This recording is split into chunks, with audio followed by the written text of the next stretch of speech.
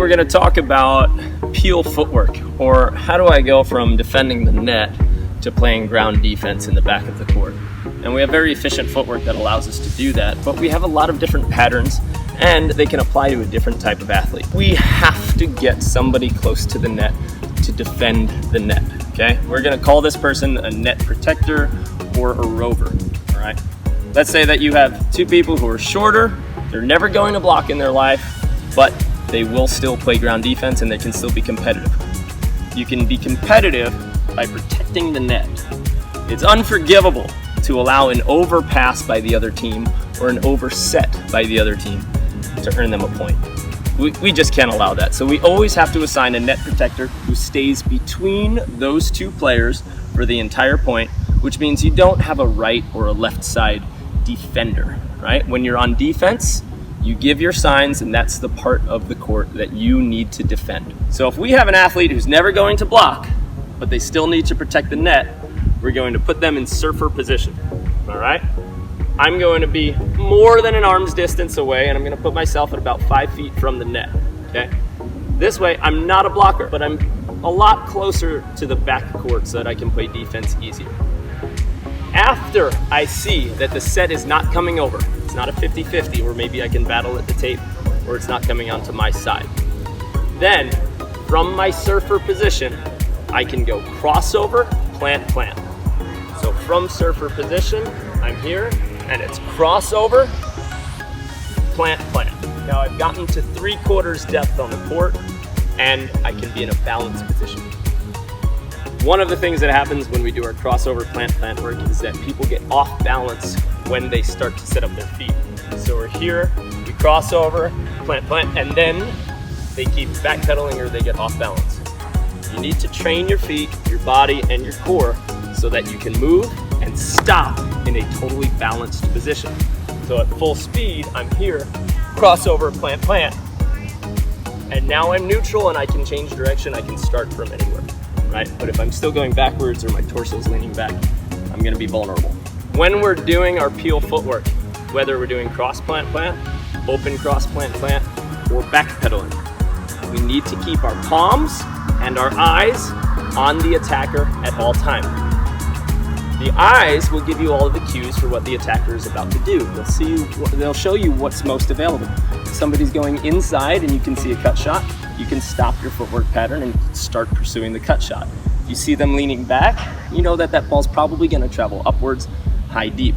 So if you're not looking, if you turn your eyes from the defender and you run like this, you're not going to get that valuable information, okay? Also, when we drop our hands, we're peeling because we don't believe that this person can hit down into the front 2/3 of the court. That's why we're peeling, because we can't block, right? So, your hands need to be up, facing the attacker, and your eyes need to face the attacker at all times. So from this surfer position, I protect it. I see that the set's not coming over. Now, crossover, plant, plant, and I'm balanced, and my chest and hands are facing the attacker so that I can react to them. A lot of players get caught in mid-crossover in this position.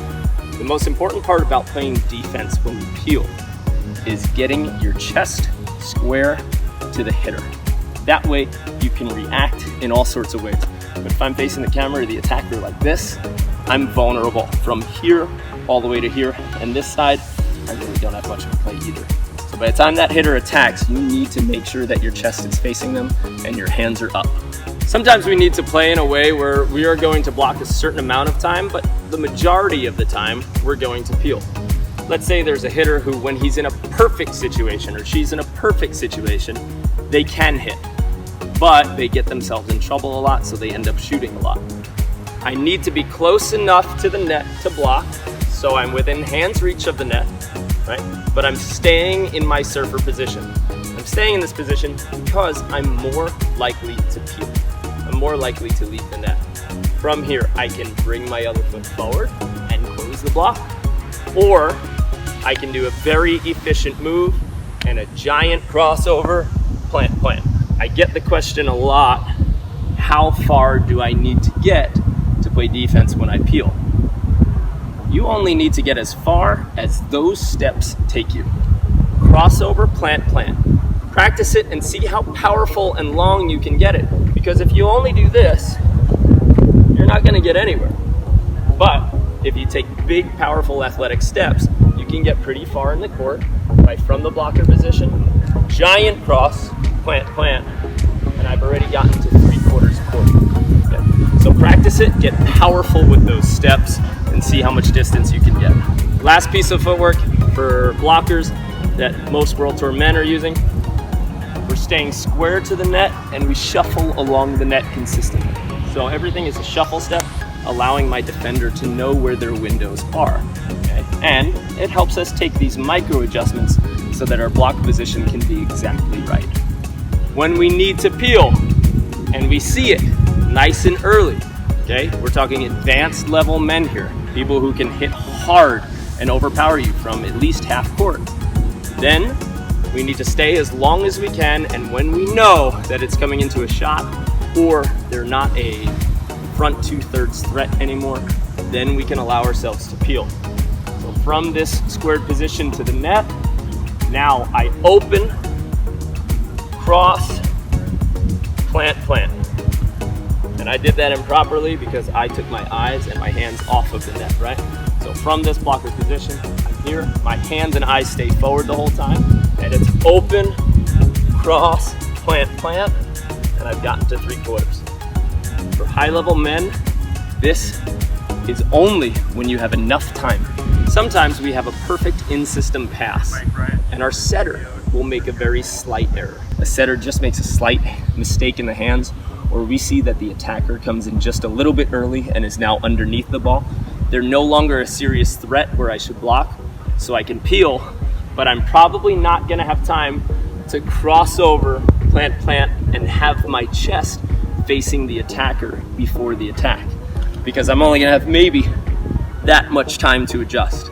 And in that situation, in-system pass and just a slightly offset or a slightly early attacker, now I can big drop step and then continue a light back pedal, and I can just coast until about half court, making sure that my chest stays on the attacker. Out of system pass, most likely to be a terrible set. Then as a blocker, I can open, cross, plant, plant.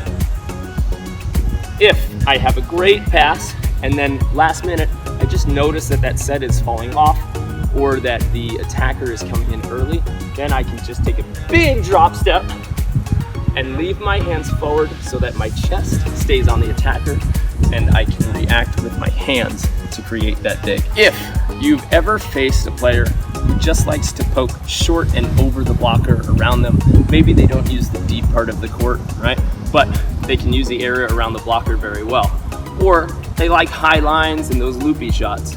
We can bait them into hitting to us by doing a squat and drop footwork pattern. When the attacker is about to attack, I want to show them that I'm in a normal jump pattern. So I'm going to sink just like I'm jumping and I'm about to block. But then I lightly backpedal away from the net once I notice that their head is up and I'm probably hidden from their vision.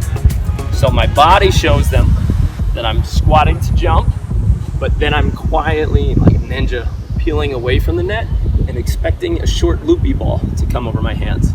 This can mess with a lot of hitters because people who want to shoot do not like people who peel, right?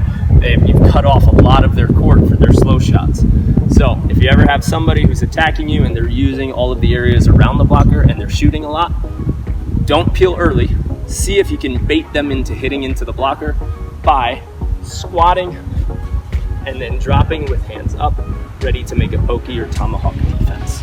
So there are times when we can backpedal, there are times when we can open, cross, plant, plant, and there are athletes who are only using cross, plant, plant. You should know all of the footwork patterns and you should know when to use each one because there are opportunities to use them.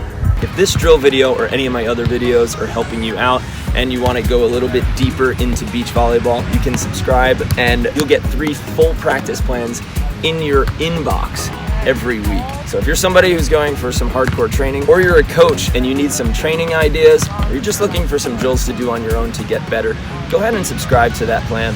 And below this video is a link to a free drill book.